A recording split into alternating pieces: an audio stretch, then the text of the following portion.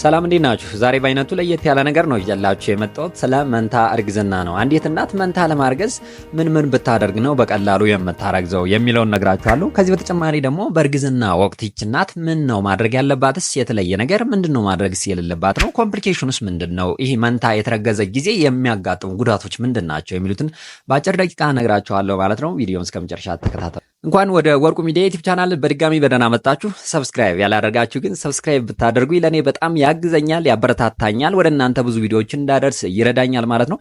ለእናንተ ደግሞ ምንም ነገር የሚጎዳችሁ ነገር የለም ማለት ነው። መንታ ማርገዝ ማለት እንግዲህ ቤተሰቦች እንደምታውቁት በአንድ እርግዝና ሁለት ልጆችን ማርገዝ ወይም በተመሳሳይ ማህፀን ሁለት ልጆችን መጸነስ ማለት ነው። እንደሚታወቀው እንግዲህ ሁለት አይነት የመንታ እርግዝና አለ። በእንግሊዘኛ ፍራተርናል ትዊን ኤንድ አይደንቲካል ትዊን ተብሎ ይጠራል ማለት ነው። አይደንቲካል ትዊን ማለት ተመሳሳይ የሆኑ መንትዮች ማለት ነው። ፍራተርናል ማለት ደግሞ የተወሰነ የሚለያዩ መንትዮች፣ ለምሳሌ ጾታቸው ሊሆን ይችላል። ሴት ወንድና ሴት ወንድ አይነት ነገር ከሆነ ፍራተርናል ትዊን ተብሎ ይጠራል ማለት ነው። እንዴት ይፈጠራል የሚለውን ደግሞ እንየው። አይደንቲካል ትዊን ወይም ደግሞ በጣም ተመሳሳይ የሆኑት መንትዮች እንዴት ይፈጠራሉ ለሚለው እንግዲህ እንዴት ነው የሚፈጠረው? እንግዲህ አንዲት የበለጸገች እንቁላል ከእንቁልጥ ወጣ ወይም ደግሞ የሴት ልጅ እንቁላል ከሚመረትበት የማህፀን ክፍል ወጣ እንግዲህ ወደ ማህፀን ቱቦ ትሄዳለች። በዛ ሰዓት እንግዲህ የወንድ የዘር ፈሳሽ ወይም ስፐርም ታገኝና የፋሎፒያን ቲዩብ የምንለው ወይም ደግሞ የማህፀን ቱቦ አካባቢ ይገናኙና ፈርቲላይዜሽን ይፈጥራሉ። ፈርቲላይዜሽን ማለት እንግዲህ ጽንሰት ብላችሁ ያዙት ማለት ነው። ጽንሰት ተፈጠረ። ከዛ በኋላ እንግዲህ እንዴት ነው መንታ የሚሆነው ካላችሁኝ እንግዲህ ፈርቲላይዜሽን በኋላ ያ የተፈጠረው ጽንስ ይከፈላል ማለት ነው። ወደ ሁለት ይከፈላል። እንግዲህ የሚከፈልበት ጊዜ በጣም ይወስነዋል። እዚህ ጋር ወዳጆች ለምሳሌ በ3 ቀን ውስጥ ከተከፈለ፣ ከ4 እስከ 8 ቀን ውስጥ ከተከፈለ፣ በ13 ቀን ውስጥ ከተከፈለና ከ14 ቀን በላይ ከተከፈለ እንግዲህ የሚያመጣው የራሱ ኮምፕሊኬሽን አለ። ትንሽ ቆይቼ እሱን እነግራችኋለሁ። አሁን ደግሞ ወደ ፍራተርናል ትዊን ወይም ደግሞ ተመሳሳይ ያልሆኑ መንትዮች እንዴት እንደሚፈጠሩ እናያለን ማለት ነው። እነዚህ መንትዮች የሚፈጠሩት ደግሞ እንዴት ነው ካላችሁኝ የቀድሞ አንዲት እንቁላል ነበር ትወጣለች ያልኳችሁ። ነገር ግን በዚህ ሰዓት ሁለት እንቁላል የበለጸጉ እንቁላል ይወጡና ሁለት የወንድ የዘር ፈሳሽ ወይም ስፐርም ሲያገኙና ፈርቲላይዜሽን ሲፈጠር ማለት ነው። እንግዲህ ሁለቱ በሁለት ማለት ነው። ያ ማለት ሁለት እንቁላል በሁለት ስፐርም ሲፈጠር የሚፈጠር መንትዮች ናቸው ማለት ነው። እንግዲህ ሁለቱ በጣም የተለያየ ነው ማለት ነው። እንደነገርኳችሁ ይሄ በጣም ተመሳሳይ የሆኑት ወይም አይደንቲካል ትዊን ያልናቸው እንግዲህ ሁሉ ነገራቸው ተመሳሳይ ነው። ጾታቸው ሳይቀር ፍላጎታቸው ሳይቀር ብዙ ነገራቸው እንግዲህ ተመሳሳይ ነው። ኦልሞስት አንድ አይነት የሚባሉ ናቸው። ነገር ግን ፍራተርናል ያልነው የተለያዩ መንትዮች የሚባሉት ግን ኦልሞስት የተለያየ ልጅ በየተለያየ እርግዝና እንደሚወለዱ ያክል ነው የሚለያዩ ማለት ነው። ሁሉ ነገራቸው የተለያየ ነው። ያ ማለት እንግዲህ ሳይዛቸውና ከለራቸው መልካቸው ተመሳሳይ ሊሆን ይችላል እንጂ ሁሉ ነገራቸው የተለያየ ነው ማለት ነው። እነዚህ ጾታቸውም እንግዲህ ወንድና ሴት፣ ሴትና ወንድ፣ ሴትና ሴት፣ ወንድና ወንድ የመሆን ቻንሳቸውም ሰፊ ነው ማለት ነው እንግዲህ ነገር ግን እነዛኞቹ ግን ተመሳሳይ ነው የሚሆን ጾታቸው ኢቭን ማለት ነው። እንግዲህ እዚህ ጋር በጣም የተለመደውና ሁልጊዜም የሚከሰተው የመንትዮች አይነት የትኛው ነው ካላችሁ እንግዲህ ፍራተርናል ትዊን ነው። ብዙ ጊዜ የተለያዩ መንትዮች ነው የሚፈጠሩ ማለት ነው። ያኛው ሬር ነው፣ አንዳንዴ ነው አልፎ አልፎ የሚፈጠረው ማለት ነው። ሌላኛው ደግሞ መታወቅ ያለበት ነገር መንታ መሆኑን በትክክል መቼ ነው የምናውቀው የሚለው ነው። እንግዲህ መንታ መሆኑን በትክክል የሚታወቀው በነገራችን ላይ በአልትራሳውንድ ነው። አልትራሳውንድ መቼ ይለየዋል ካላችሁ እንግዲህ ከ6ኛው እስከ 10ኛው ሳምንት ጀምሮ እንግዲህ አልትራሳውንድ በትክክል መንታ መሆናቸውን ይለየዋል ማለት ነው። የልብ ምታቸውን በመፈለግና የጭንቅላታቸውን በመፈለግ እንግዲህ አልትራሳውንዱ ይለየዋል። ሌላኛው ደግሞ ምንድነው ለምሳሌ እነዚህ መንታ ባረገዙ እናቶች ምን የተለየ ነገር ይከሰታል? እነዛ ሲንግል ወይም ደግሞ አንድ ብቻ ካረገዙ እናቶች ለየት ያለ ነገር ምን ይከሰታል ካላችሁ ምን ይከሰታል መሰላችሁ? በጣም የመድከም ስሜት በጣም ይከሰታል እንግዲህ መንታ ባረገዙ እናቶች። ምክንያቱም እንግዲህ ሁለት ልጅ እንደመያዛቸው መጠን ሰውነታቸው በጣም ስራ ይበዛበታል። ብለድ ሰርኩሌሽን ምናምን የሚባለው እንግዲህ በጣም ይፋጠናል ማለት ነው። ከዚህ በተጨማሪ ደግሞ ሞርኒንግ ሲክነስ ያልነው ጧት ማስታወክና ማቅለሽለሽ እንግዲህ በጣም ይጨምርባቸዋል ማለት ነው። ምክንያቱም ምንድነው ኤችሲጂ የምንለው ሆርሞን በጣም ይጨምራል። ለምን ካላችሁኝ ለምሳሌ ፕላሴንታ ሁለት የመሆን ቻንስ አለው። አንድም ቢሆን እንግዲህ በመንታ እርግዝና ጊዜ ትልቅ የመሆን ቻንሱ በጣም ሰፊ ነው። በዚህ ጊዜ እንግዲህ ፕላሴንታ ወይም ደግሞ የእንግዲህ ልጅ ያልነው ነገር ምንድነው ኤችሲጂ የሚባለው ሆርሞን በጣም ነው የሚያመነጨው ማለት ነው። ኤችሲጂ ሆርሞን ደግሞ በጣም በተመረተና በመነጨ ቁጥር ደግሞ ለማቅለሽለሽና ማስታወክ በጣም ያጋልጣል ማለት ነው። ከዚህ አንጻር እንግዲህ ማስታወክና ማቅለሽለሽ በጣም ያስቸግራቸዋል ማለት ነው እነዚህ እናቶች። ከዚህ በተጨማሪም እንግዲህ ኪሎአቸው በጣም በየጊዜው እየጨመረና እየገፋ ነው የሚሄደው። ከሆዳችሁ በጣም ትልቅ እየሆነ ነው የሚሄደው። አንድ ልጅ እንዳረገዘች እናት አይሆንም ማለት ነው። እነዚህ እነዚህ ነገሮች ልታስተውሉ ትችላላችሁ። እንግዲህ የጀርባ ህመምና ምቾት መንሳት አይነት ነገርም እንግዲህ በእርግዝና ጊዜ የማይመቹ ነገሮች በእነዚህ መንታ ባረገዙ እናቶች ሞር ሊስተዋል ይችላል ማለት ነው። በዚህም እንግዲህ ቶሎ ብላችሁ መለየት ትችላላችሁ ማለት ነው ራሳችሁ። እንግዲህ መንታ ማርገዝ በጣም ደስ የሚል ነገር ነው፣ ምክንያቱም ሁለት ልጅ ባንዴ ነው የምታገኙት ማለት ነው። ነገር ግን እዚህ ጋር ምንድነው እንግዲህ ሰውነታችሁ እንደሚታወቀው በጣም ስራ ይበዛበታል። ምክንያቱም ሁለት ልጅ ወይም ሁለት ሰው ነው እያሳደጋችሁ ያላችሁ እንግዲህ ሆዳችሁ ውስጥ። ስለዚህ ብዙ ነገር ያስፈልጋችኋል። ለምሳሌ ብትሉ እንግዲህ ክትትል ጊዜ፣ በእርግዝና ጊዜ ክትትል ዶክተራችሁ ጋር የምትመላለሱበት ወቅት ራሱ እንግዲህ ቶሎ ቶሎ ነው የምትሄዱት ማለት ነው። እንግዲህ አንድ ልጅ እንዳረገዘችው እናት በየወሩ ምናምን ላይሆን ይችላል፣ እንግዲህ ቶሎ ቶሎ ሊቀጥሯችሁ ይችላል። ከዚህ በተጨማሪ ደግሞ የምትወስዱት የምግብ አይነትም እንግዲህ በአይነቱ ለየት ያለና እንግዲህ ብዙ ነገር ልትወስዱ ትችላላችሁ። የምግብ ፍላጎታችሁን በጣም ይጨምራል። ብዙ መመገብም ሊኖርባችሁ ይችላል ማለት ብለድ ሰርኩሌሽኑ በጣም ስለሚፋጠን ቶሎ ቶሎ ይርባችኋል ማለት ነው እናንተንም። ከዚህ ጋርም ተያይዞ እንግዲህ ደስ የማይለው ነገር ምን አለ መስራችሁ፣ በዚህ ሰዓት መንታ በምታረግዙ ሰዓት እንግዲህ ከእርግዝና ጋር ተያይዘው የሚመጡ በሽታዎች አሉ። በእርግዝና ጊዜ ደም ግፊትና የስኳር በሽታ የምንላቸው እንግዲህ እነሱም ተያይዘው አብረው መምጣታቸው የማይቀር ነው ማለት ነው። ተያይዞም እንግዲህ ክትትል ቶሎ ቶሎ የሚያስፈልጋችሁም እነዚህን ለመከላከልና ቀድሞ ለመለየት ነው፣ ከተለየ በኋላም ለማከም ነው ማለት ነው። ከዚህ በተጨማሪም እንግዲህ የጀርባ ህመምና ቀደም እንዳልኳችሁ እንግዲህ በእርግዝና ጊዜ የሚመጡ ምቾት መንሳቶች እንግዲህ በእናንተ የመከሰት ቻንሳቸው ከፍ ይላል ማለት ነው። እንግዲህ እነዚህም ተያይዘው ይመጣሉ ማለት ነው። ነገር ግን ቤተሰቦቼ እንደዛም ስላችሁ አትጨናነቁ። ብዙ መንትዮች እንግዲህ በሰላም ነው የሚገላገሉ። ስለዚህ ምንም መጨነቅ አያስፈልጋችሁም ማለት ነው። ሌላኛው ደግሞ ምንድነው ቤተሰቦቼ መንታ በሚረገዝበት ሰዓት ይሄ የእንግዲህ ልጅና የእንሽርቷ የሚባለው እንዴት ነው ሊጠቀሙት የሚችሉት ብላችሁ ግራ ልትጋቡ ትችላላችሁ። ልክ ናችሁ። እንዴት እንደሆነ ባጭሩ ልንገራችሁ። ለምሳሌ አይዴንቲካል ያልነው ተመሳሳይ የሆኑ መንትዮች የሆኑት ለምሳሌ እንግዲህ ከተመሳሳይ ብያቸዋለሁ ከአንድ ስፐርምና ከአንድ እንቁላል ነው የሚፈጠሩት ብያቸዋለሁ። እንግዲህ ፈርቲላይዜሽን ከተፈጠረ በኋላ ነው እነዚህ ነገሮች የሚከፈሉት ብያቸዋለሁ። እንግዲህ በሚከፈሉበት ሰዓት ነው የሚወሰነው። ለምሳሌ ያነ የተፈጠረው ጽንስ ለምሳሌ በ3 ቀን ውስጥ የሚከፈል ከሆነ በመጀመሪያዎቹ በ3 ቀን ውስጥ የሚከፈል ከሆነ ወደ መንትዮች ማለት ነው እንግዲህ ችግር የለውም ማለት ነው። የእንግዲህ ልጁም ለየብቻ ይሆናል፣ ለየሁለቶቹ ሁለት ማለት ነው። በተመሳሳይ ደግሞ የእንሽርትሆም ሁለት ይሆናል ማለት ነው። የሚያስቸግረው ነገር የለም። ነገር ግን ለምሳሌ ከ4 እስከ 8ኛው ቀን ከተከፈለ ያ ማለት ደግሞ ዘግየት ብሎ ለምሳሌ መንታ ሊሆኑ ከተከፈሉ ይህ ነገር እየገባችሁ እንደሆነ ነው ያላ ቤተሰቦች ለምሳሌ ከ4 እስከ 8ኛው ቀን ቆይቶ ይህ ፈርቲላይዜሽን ወይም ጽንስ ያልነው ከተከፈለ ወደ ሁለት ወደ መንታ ሊከፈል ካሰበ እንግዲህ የሚሆነው ምንድነው ይህ ፕላሲንታ ወይም የእንግዲህ ልጅ ያልነው ነገር የሚሆነው አንድ ነው የሚሆነው አንድ ለሁለት ሸር አድርገው ይጠቀማሉ። ነገር ግን የእንሽርቷ ደግሞ ለብቻ ይጠቀማሉ ማለት ነው። እንግዲህ አስተውሉ፣ ኮምፕሊኬሽን ወይም ችግሮቹ እየበዙ ነው የሚሄዱ ማለት ቀኑ እየጨመረ በሄደ ቁጥር ማለት ነው። በዚህ ሰዓት እንግዲህ ፕላሲንታ ወይም የእንግዲህ ልጁን አንድ በሚጠቀሙበት ሰዓት ምን አለ መሰላችሁ እንግዲህ ኤቭሪቲንግ እንግዲህ በፕላሲንታ ወይም በእንግዲህ ልጁ አማካኝነት ነው ልጆቹ የሚመገቡትና የሚያድጉት አይደለ? ከእናትየዋ ኦክሲጅንና የተለያዩ ነገሮችን እየተቀበሉ። ስለዚህ ለሁለቱ ሸር ካደረጉ ምን ይፈጠራል መሰላችሁ? አንደኛው ልጅ በደንብ የሚወስድ ከሆነና አንደኛው ልጅ ደግሞ ብዙ የማይወስድ ከሆነ ትዊን ትራንስፊዥን ሲንድረም የምንለው ያ ማለት ምንድነው? አንደኛው ልጅ በጣም እያደገ እየወፈረ እየፋፋ አንደኛው ደግሞ በጣም እየቀነጨረ የሚፈጠር ነገር ይኖራል ማለት ነው። ጽንሱ አንደኛው ውስጥ ሆድ ውስጥ የመሞት አይነት ነገር ሊያጋጥም ይችላል ማለት ነው። በዚህ ሰዓት እንግዲህ ቀኑ በረዘመ ቁጥር ኮምፕሊኬሽናቸውም እየጨመረ ይሄዳል ማለት ነው። ከዚህ በተጨማሪ ደግሞ እንግዲህ ከ9 ቀን እስከ 13 ቀን ቆይቶ ይህ ፈርቲላይዜሽን ያልኳችሁ መከፈል ከጀመረ የሚጠቀሙት ምንድነው? ይሄ የእንግዲህ ልጁንም በአንድ ላይ ማለት ነው ሸራ አድርገው። ከዚህ በተጨማሪ ደግሞ የእንሽርትሆንም በተመሳሳይ በአንድ ላይ ነው የሚጠቀሙት ማለት ነው።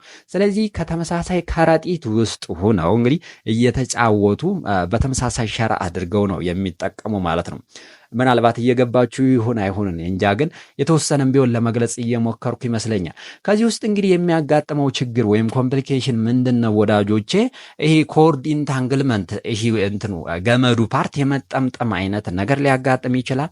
ትዊን ትራንስፊዥን ያልኳችሁ አንደኛው ወፍሮ አንደኛው የመቀንጨር አይነት ነገር ሊያጋጥም ይችላል። እንግዲህ ኮምፕሊኬሽኑ በጣም እየጨመረ ነው የሚሄደው ማለት ነው። ፈርቲላይዜሽን ከተፈጠረ በኋላ መከፈሉ በጣም ዘግይቶ ከተከፈለ ማለት ነው።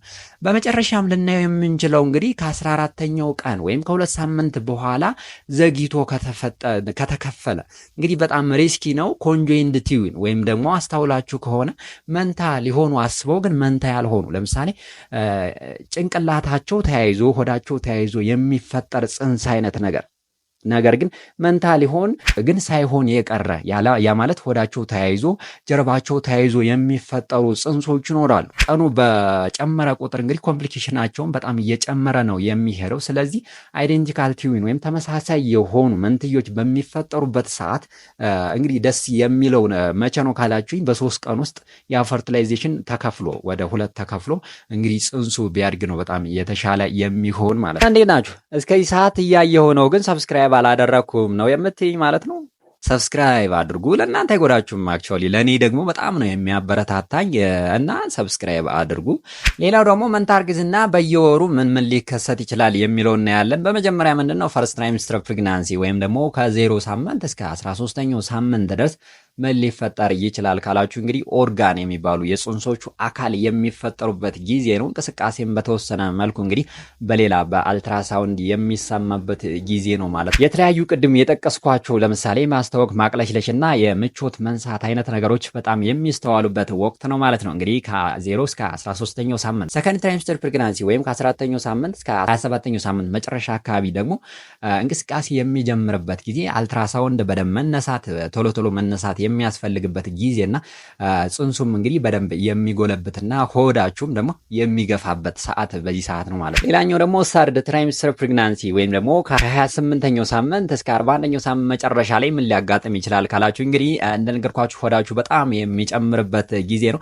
ከዛ በተጨማሪ ግን ለምሳሌ የልጆቹ እንቅስቃሴ ብዙ ቦታ ላይ እንግዲህ የምሰሙበት ጊዜ ነው። አንድ እርጉዝ እንደሆነች እናት አይደለም እናንተ ብዙ ቦታ ላይ ነው የሚሰማችሁ የጀርባ ህመምና የተለያዩ የህመም የምታስተናግዱበት ወቅት ነው ማለት ነው። የትንፋሽ መቆራረጥና መድከም አይነት ነገርም ከእናንተ ላይ በጣም የሚስተዋልበት ወቅት ነው ማለት ነው። በይሳ ሌላኛው የምናነሳው ቤተሰቦች ምንድነው መንታ ማርገዝ እንዴት ይቻላል፣ ምን ብናደርግ ነው መንታ የምናረግዘው የሚለው ጥያቄ ነው። የመጀመሪያው መንታ የሚረገዝበት መንገድ እንግዲህ እድሜያችሁ ነው። እድሜያችሁ ከ35 ዓመት በላይ ከሆነ እንግዲህ መንታ ለማርገዝ በጣም ሰፊ ነገር ይፈጥራል ይላል ሳይንሱ። እንግዲህ ምክንያቱም ምን መሰላችሁ የበለጸጉ እንቁላሎች እንግዲህ ከእንቁልጢ የመውጣት ቻንሳቸው በጣም ሰፊ ስለሆነ ነው። እንግዲህ ብዙ እንቁላል የበለጸገ እንቁላል የሚወጣ ከሆነ የወንድ የዘር ፍሬ በሚያገኙበት ሰዓት እንግዲህ መንታ የመረገዝ ቻንሱ ከፍ ይላል ማለት ነው። ከዚህ በተጨማሪ ደግሞ ወፍራም ሴቶችና ኪሎአቸው በጣም ከበድ ያለና ቁመታቸውም እንግዲህ እርዘም ያሉ ሴቶች ሞስት ፕሮባብሊ መንታ የማርገዝ ቻንሳቸው በጣም ይጨምራል ይባላል። እንግዲህ ሳይንስ ነው እንደዛ የሚለው ግን ሪያሊቲው እንዴት እንደሆነ እንግዲህ ፈጣሪ ወቀው። ኛው ደግሞ ምንድነው ይሄ ፈርቲሊቲ ትሪትመንት ማለት ለማርገዝ ብዙ ጊዜ የሚታትሩ ሴቶች ማለት መድኃኒቱ ምናምን የሚወስዱ እናቶች እንግዲህ ብዙ ጊዜ መንታ የመጸነስ ቻንሳቸውም ከፍ ያለ ነው ማለት ነው። የዚህም ምክንያቱ ምንድነው በዚህ ሰዓት ለምሳሌ ለማርገዝ የሚሰጡ መድኃኒቶች እንግዲህ ብዙ እንቁላሎች እንግዲህ ከእንቁልጢ ወደ ማህፀን ቱቦ እንዲወጡ ስለሚያደርጉ ነው። በዚህ ሰዓት እንግዲህ እንዳልኳችሁ የወንድ የዘር ፈሳሽ ሲያገኙ መንታ የመረገዝ ቻንሱ በጣም ሰፊ ስለሚሆን ነው ማለት ነው። ከነዚህ በተጨማሪ ቤተሰቦች ምንድነው ለምሳሌ በቤተሰብ መንታ ካለ ስፔሻሊ ደግሞ በእናታችሁ በኩል መንታ ካለ እንግዲህ እናንተ መንታ የመውለድ ቻንሳችሁ በጣም ከፍ ይላል ማለት ነው። በዘር የሚባለው ማለት ነው። እንግዲህ ብዙ ጊዜ የሚታወቀው ይሄ ነው። ከዚህ በፊት ወልዳችሁ የምታውቁ እናቶችም እንግዲህ መንታ የመውለድ ቻንሳችሁ በጣም ይጨምራል ማለት ነው። ሌላው ደግሞ ዛሬ የምናነሳው በጣም ወሳኝ ነገር ውድ ቤተሰቦች ምንድነው መንታ ካረገዝን በኋላ ቀናቸው ደረሰ መውለድ ይቻላል የሚባለው መቼ ነው ብላችሁ ልትጠይቁ ትችላላችሁ። በጣም ምርጥ ጥያቄ ነው ማለት ነው። እንግዲህ አንዲት እናት መንታ ካረገዘች ቀኗ ደረሰ የሚባለው እንግዲህ ከ35 ከ36 ሳምንት ከደረሰች እንግዲህ ይህች እናት ቀኗ ደርሷል ኦልሞስት ብትወልድ ችግር የለውም ማለት ነው። እንግዲህ እንደሚታወቀው አንድ ብቻ ያረገዘች እናት ከ37 ሳምንት እስከ 41ኛው ሳምንት መጨረሻ ድረስ ነው መቆየት መቻል ያለባት ኖርማል ለመባል ማለት ነው። ነገር ግን መንታ ከሆነ ከ35 እስከ 36 ሳምንት ብትቆይም ችግር የለውም ኖርማል ነው ማለት ነው። መንታ ያረገዙ እናቶች እንዴት ነው ሊወልዱ የሚችሉት የሚል ጥያቄ ሊመጣባችሁ ይችላል ማለት ነው። እንግዲህ አወላለዳቸው እንግዲህ በእናቶች ይወሰናል ማለት ነው። ፕላስ ደግሞ በጩጮቹ ወይም ደግሞ በልጆቹ አመጣጣቸው ይወሰናል ማለት ነው። ለምሳሌ ካሁን በፊት ወልዳ የምታቀናት ከሆነችና ልጆቹ ደግሞ በጭንቅላታቸው ሁለታቸውም ከመጡ ያ ማለት ምንድነው ያመጣጥ ችግር ምንም ነገር ከሌለበት በምጥ የመውለድ ቻንሷ በጣም ሰፊ ነው የሚሆነው። ነገር ግን ለምሳሌ አንደኛውም ልጅ አንደኛውም ልጅ ለምሳሌ እንግዲህ አመጣጡ ልክ ካልሆነ እንግዲህ በኦፕሬሽን የመውለድ ቻንሷም ከፍ ሊል ይችላል ማለት ነው።